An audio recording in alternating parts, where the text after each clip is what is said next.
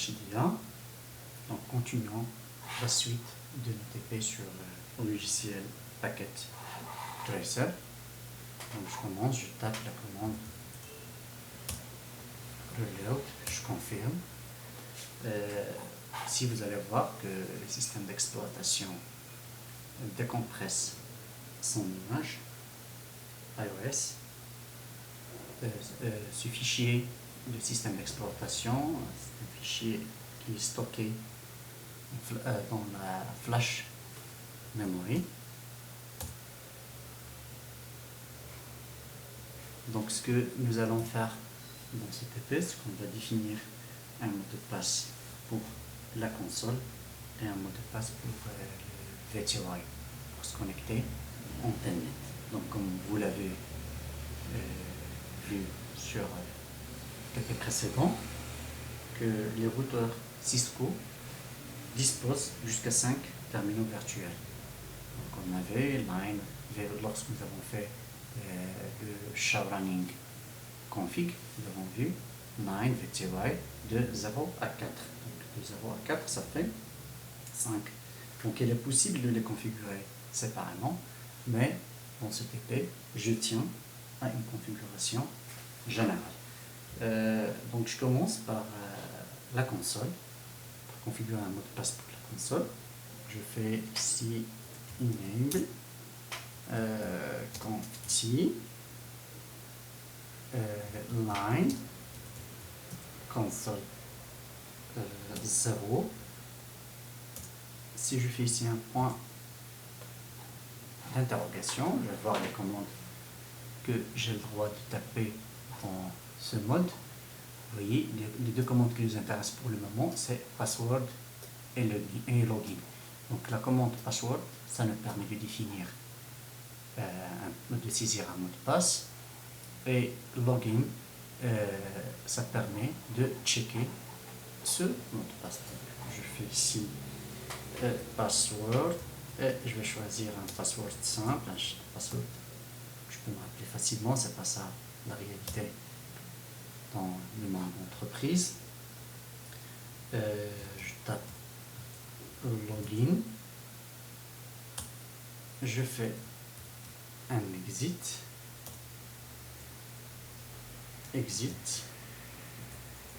bien CTRL-C, exit.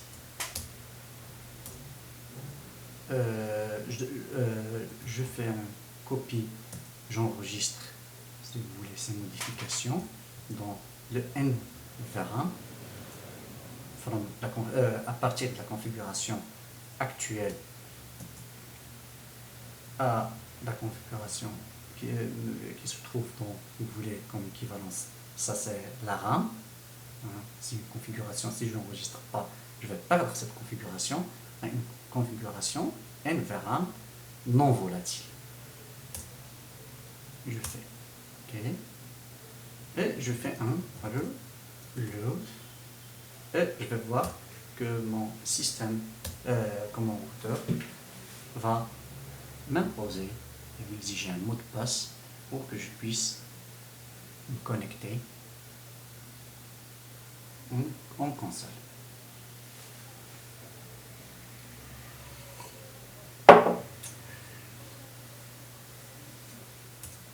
Vous voyez, donc je tape le mot de passe Cisco.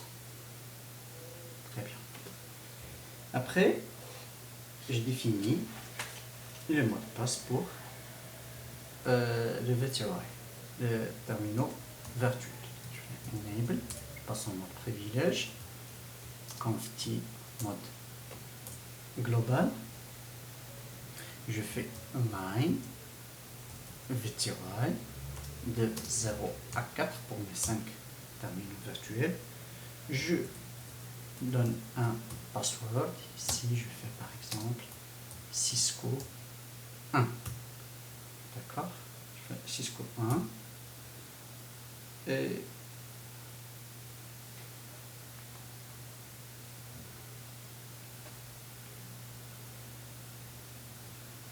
d'accord? Et je fais un exit.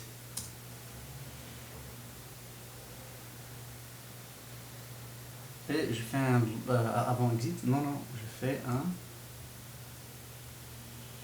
line VTY et un login. Je fais un CTRL C, copie, running, un startup config. Donc pour tester cette configuration, pour tester le telnet, un device, je choisis un PC, je le connecte avec un câble croisé. Si je fais Fast Ethernet 00, c'est Fast Ethernet 0. Et je définis ici une adresse IP, 192.168.1.2, subnet mask par défaut. Ma gateway, ça va être 192.168.1.1. Donc, je dois configurer cette interface sur mon routeur. Donc, je fais ici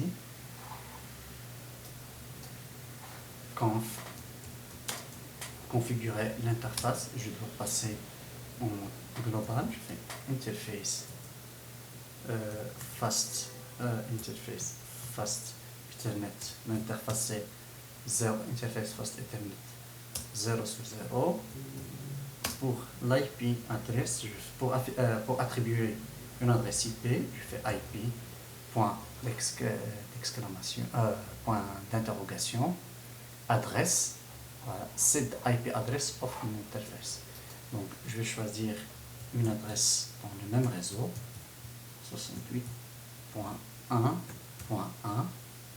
je fais point d'interrogation, IP, j'ai oublié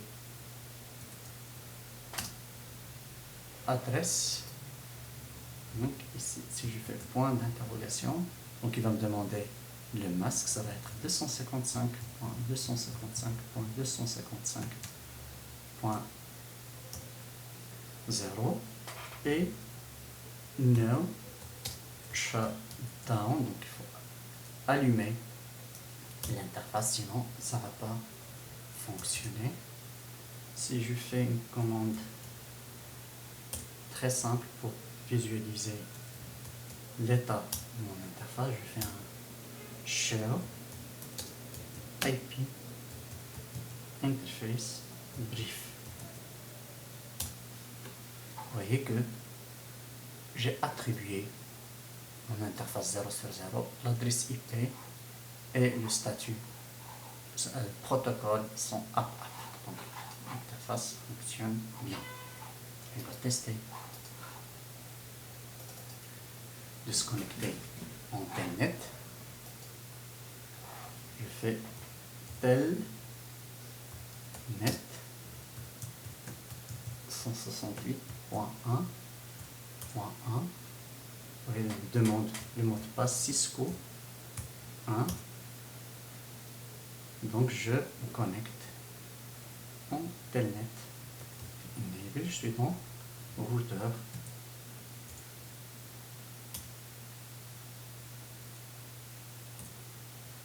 Enable.